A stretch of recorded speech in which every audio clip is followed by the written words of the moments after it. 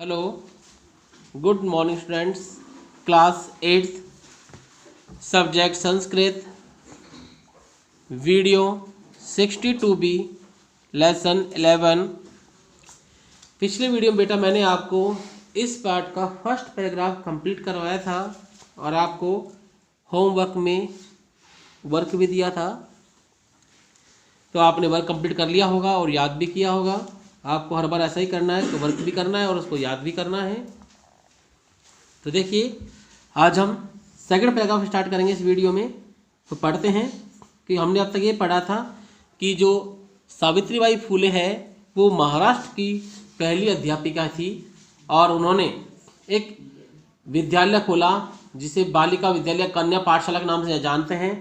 जो ऐसा विद्यालय था जहाँ पर कि छोटी जाति या निम्न जाति की बालिकाएं, शोषित बालिकाएं या अनाथ बेसहारा बालिकाएं, उनको शिक्षा दी जाती थी। और सबसे बड़ी बात ये थी कि जब भी सावित्रीबाई फुले उनको पढ़ाने के लिए अपने घर से निकलती थी तो लोग उन सावित्रीबाई फुले के ऊपर मिट्टी और यहाँ तक कि पत्थरों के टुकड़ों से हमला करते थे, यानी उनको मारते थे। लेकिन फिर भी वो अपने लक्ष्य से विचलित नहीं हुई और उन्होंने अपना जीवन भर जो कार्य, यानी कि कन्याओं के विकास के लिए जो कार्य का उन्होंने जिम्मा उठाया था उसको पूरा करने के लिए कार्य कर रही थी। तो आगे पढ़ते हैं। देखिए बेटा, जनवरी मासस्य तृतीय दिवसे 1831 तमे ख्रीस्ताब्दे महाराष्ट्रस्य नायगांव नाम्नि स्थाने सावित्री अजायत। देखो बेटा, जनवरी मासस्य, जनवरी माह के तृतीय दिवसे, तीसरे दिन, यानी कि 3 जनवरी को 1831 तमे ख्रीस्ताब्दे, 1831 ईस्वी में, 3 जनवरी 1831 ईस्वी को महाराष्ट्र से, महाराष्ट्र के नायगांव नामनी, नायगांव नामक स्थान पर सावित्री अजायत, शायद सावित्री ने अजायत यानी कि जन्म लिया या उत्पन्न हुई। 3 जनवरी 1831 ईस्वी में महाराष्ट्र के नायगांव नामक स्थान पर सावित्री ने जन्म लिया। तस्य, उनकी माता लक्ष्मीबाई, उनकी माता का नाम लक्ष्मीबाई, पिता च, और पिता का नाम खंडोजी, खंडोजी ती अबितऊ, इस नाम से प्रसिद्ध है, या यह नाम था। इनकी माता का नाम लक्ष्मीबाई और पिता का नाम खंडोजी था। 9 वर्ष देशिया, 9 वर्ष की, जब ये 9 वर्ष की थी तो वह ज्योतिबा फुले महोदयन, ज्योतिबा फुले महोदय के साथ परिणीता, विवाह कर दिया गया। यानी कि मात्र 9 वर्ष की उम्र में इनका विवाह हो गया था। तो 9 वर्ष की उम्र में ही इनका विवाह ज्योतिबा फुले महोदय के साथ किया जा गया था। से अपी, वह भी, कौन? ज्योतिबा फुले, वह भी, क्योंकि यहाँ से आ रहा है, से हमेशा पुल्लिंग के लिए आता है और सा हमेशा स्त्रीलिंग के लिए आता है। तो यहाँ से अपी यानी कि वह भी, तदानीम, उस समय, 13 वर्ष कल्पे, 13, 3 और 10 कितने होते हैं? 13 वर्ष कल्प, वर्ष के, एव आसित ही थे, वह भी उस समय 13 वर्ष के ही थे। यानी कि जब इनका विवाह हुआ था ज्योतिबा राव फुले का और सावित्रीबाई फुले का, तो इनकी उम्र, ज्योतिबा फुले की उम्र थी 13 वर्ष और सावित्रीबाई फुले की उम्र थी 9 वर्ष।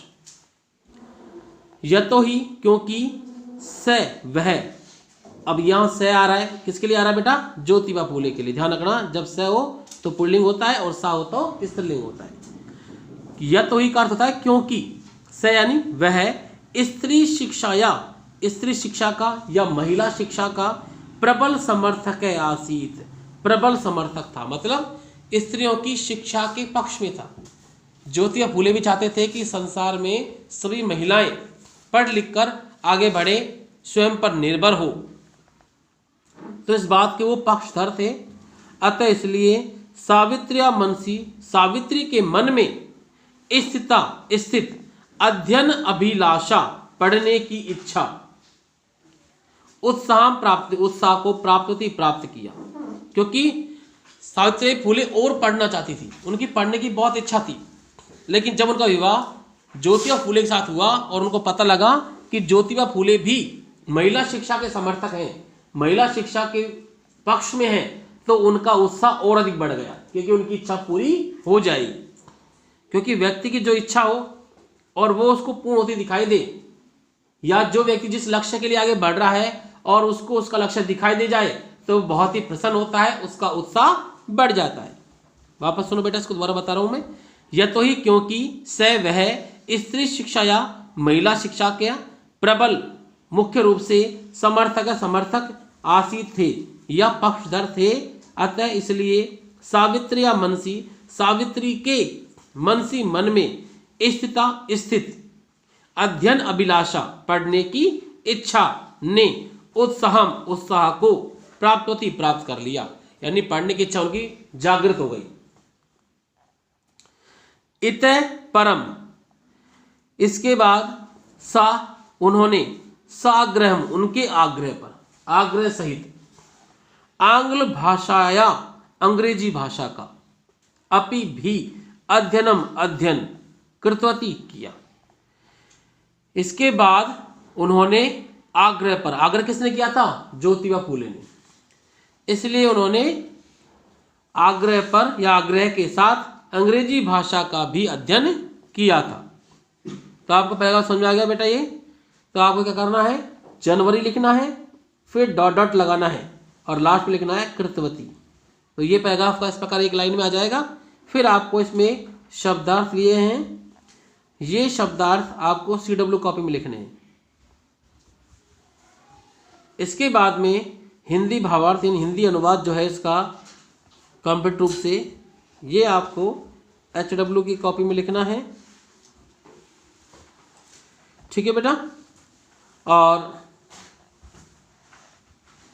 तो आज की जो पढ़ाई वीडियो समझ में आया होगा आपको, तो आप सभी को कार्य करना है और साथ में आपको इसको याद भी करना है। ठीक है बेटा। तो आज की वीडियो में बस बेटा इतना ही। Okay students.